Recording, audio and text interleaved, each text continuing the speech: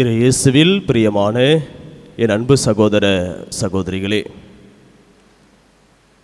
ஒரு முறை நான் தோட்டத்தில் தண்ணி பாய்த்து கொண்டிருந்தேன். தண்ணி பாய்த்து கொண்டே இருக்கின்ற பொழுது அங்கே செடிகள்லாம் காய்ந்து போயிருந்தது. ஒரு சில செடிகள் நன்றாக இருந்தது. அப்பொழுது அந்த இடத்தில் ஒரு தாக்கம், இந்த இறை வார்த்தையோடு இணைக்கக்கூடிய ஒரு நிலை என்னில் ஒரு ஞாபகம், சிந்தனை வந்தது. தண்ணீர் பாய்த்து கொண்டிருக்கின்ற பொழுது ஒரு வண்ணத்து பூச்சி அந்த இடத்தில் பறந்து வந்தது. பறந்து வந்த உடனே அங்கும் இங்கும் அது தேனை தேடிக்கொண்டிருந்தது. எங்காவது பூக்கள் இருந்தால் அந்த பூக்களிலே நான் தேன் உறிந்து கொண்டு நான் பறந்து விடுவேன் என்ற ஆசையோடு அந்த வண்ணத்து பூச்சி அங்கு பறந்து கொண்டிருந்தது. அப்பொழுது அந்த ஒரு பூவிலே, அந்த பூவோடு பூவாக ஒரு சிலந்தி ஒன்று அந்த பூவிலே இருந்தது. ஆனால் அந்த வண்ணத்து பூச்சிக்கு அது தெரியவில்லை. அந்த வண்ணத்து பூச்சி அந்த பூவிலே தேன் உரிவதற்காக அந்த பூவிலே அது அமர்கின்றது. ஆனால் அந்த சிலந்தியோ அந்த வண்ணத்து பூச்சியை பிடித்துவிட்டு அதை விடாமல் அப்படியே இருந்தது. கொஞ்சம் நேரம் செல்ல செல்ல அந்த சிலந்தி அந்த வண்ணத்து பூச்சியை சாகடித்து விட்டது. இது ஒரு நிகழ்வாக இருந்தாலும், இயற்கைக்கு நிலையில் இருந்தாலும், நாம் கண்களுக்கு தெரிவதெல்லாம் கவர்ச்சியாக இருந்தாலும் அதிலும் ஆபத்து இருக்கின்றது. அந்த வண்ணத்து பூச்சி தனக்கு தேன் வேண்டும் என்ற நிலையிலே, தனக்கு ஏதாவது வேண்டும் என்ற நிலையிலே அது பறந்து வந்து அந்த பூவின் மீது அமர்ந்தது. ஆனால் அதில் ஆபத்து இருக்கும் என்று அது உணரவில்லை. அந்த சிலந்தி அதை விடாமல் பிடித்து கொண்டது. அது சிறிய ஒரு சின்ன ஒரு பூச்சாக இருந்தாலும், இது பெரிய ஒரு வண்ணத்து பூச்சாக இருந்தாலும் அதை கொல்ல வேண்டும் என்ற நிலையில் அது பிடித்து அதை கொன்று விட்டது. இயேசுவில் பிரியமான என் அன்பு சகோதர சகோதரிகளே, இது ஒரு சின்ன ஒரு யதார்த்த நிலையில் நான் பார்த்த ஒரு அனுபவத்தை இந்த இறை வார்த்தையோடு மற்றும் இன்றைய இருதய ஆண்டவருடைய அன்பில் நாம் எப்படி குத்தப்பட்ட நிலையில் நாம் அன்பு செய்யப்படுகின்றோம் என்ற அழைப்பை நமக்கு கொடுக்கப்படுகிறது. இயேசுவில் பிரியமான என் அன்பு சகோதர சகோதரிகளே, இன்றைய வாசகங்களுடைய மத்தியில் 2 சிம்மாசனங்களை நாம் பார்க்க முடிகின்றது. 2 சிம்மாசனங்கள் சொல்கின்ற பொழுது இது அதிகாரமா அல்லது அறநிலை வாழ்க்கையா என்று நாம் சிந்திக்க வேண்டும்.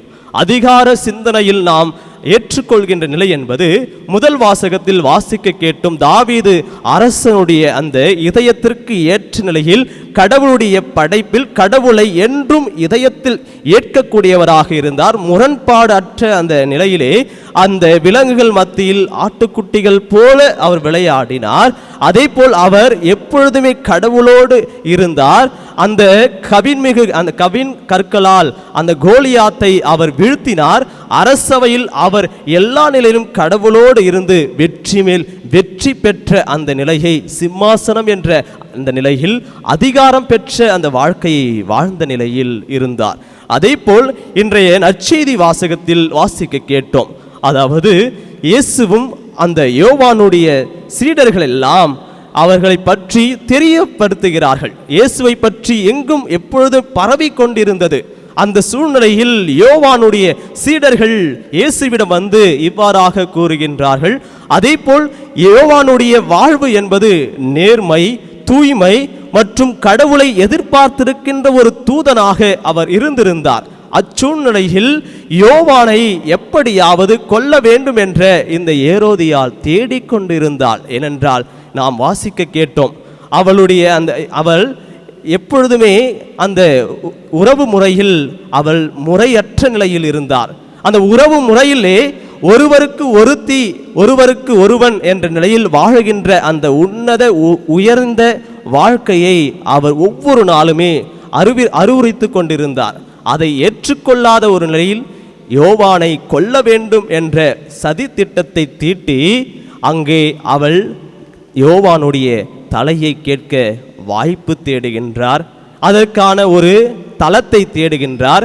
அதற்கான ஒரு இடத்தை எப்படியாவது யோவானுடைய தலை எனக்கு கிடைக்க வேண்டும் என்ற நிலையிலே ஆடுகின்றார். ஆடி பாடி இந்த அவையை மகிழ செய்கின்றார். அவையை மகிழ செய்து, உனக்கு என்ன வேண்டும், என் அரசில் பாதியை கேட்டா கூட நான் உனக்கு தருகிறேன் என்ற அதை சொன்னவுடன் அவள் யோவானின் தலை எனக்கு தேவை என்று சொல்லி யோவானுடைய தலையை வெட்டி ஒரு தட்டில் கொடுப்பதை பார்க்க முடிகின்றது. இயேசுவில் பிரியமான என் அன்பு சகோதர சகோதரிகளே, இதோ இந்த நிலையிலே நாம் சிந்திக்கின்ற பொழுது இயேசுடைய அந்த இதயம் எப்படிப்பட்டதாக அந்த இடத்தில் இருந்திருக்கும்.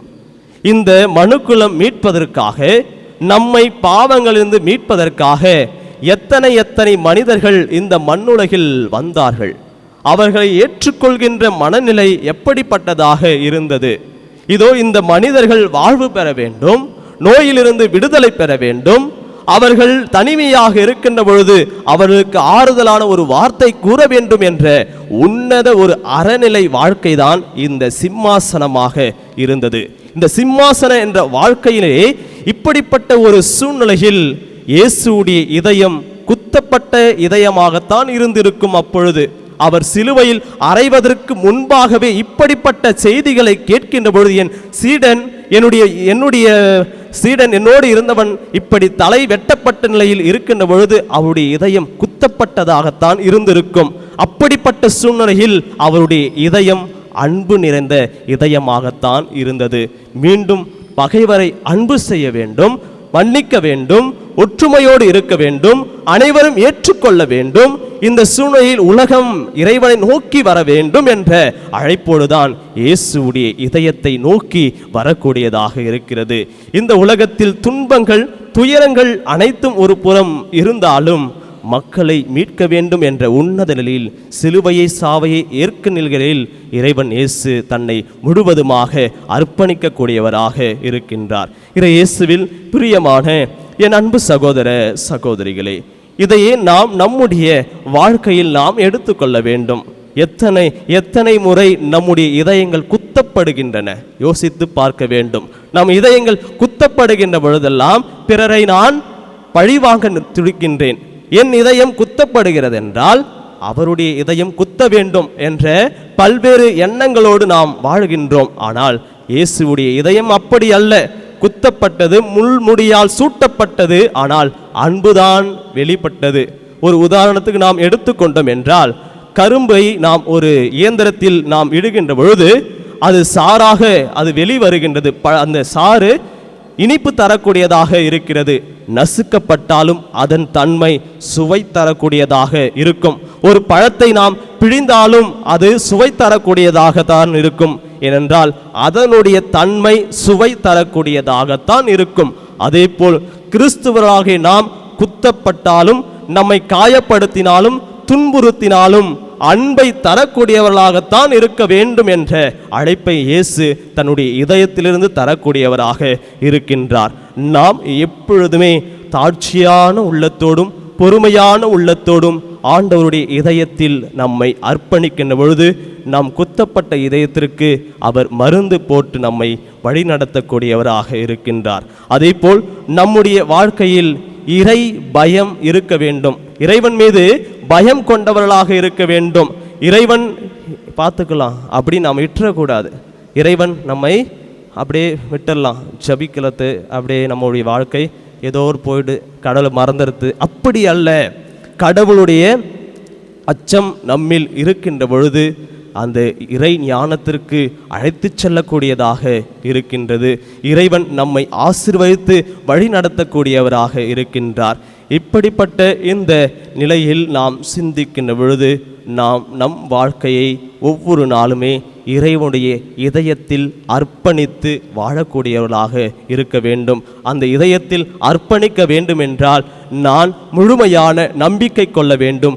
நீரே என் நம்பிக்கை, நீரே என் வாழ்வு, நீரே என்னுடைய வழி, நீரே எனக்கு உயிரும் வாழ்வும் எல்லாமாய் இருக்கின்ற பொழுது என் இதயம் உன் இதயம் போல் மாற வேண்டும். என் இதயத்தில் காயங்கள் படுகின்ற பொழுது அதிலுக்கு நீதாமே மருந்து போட்டு வழி நடத்தக்கூடியவராக இருக்க வேண்டும் என்ற அழைப்பை இன்றைய வாசங்களோடு நம்முடைய வாழ்க்கையின் யதார்த்த சூழ்நிலையோடு நாம் இயேசுடைய இதயத்தில் ஒவ்வொரு நாளும் அர்ப்பணித்து நம் நம்முடைய வாழ்க்கையை நாம் தொடருவோம். நம்முடைய தொடரிலே, நம்முடைய பயணத்திலே இறைவன் இயேசு எந்நாளும் நம்மோடு இருந்து வழிநடத்தக்கூடியவராக இருப்பார் என்ற நம்பிக்கையோடு தொடர்ந்து மன்றாடுவோம். நல்லாய் இயேசு என்றென்றும் வாழ்த்த பெறுவாராக. ஆமேன்.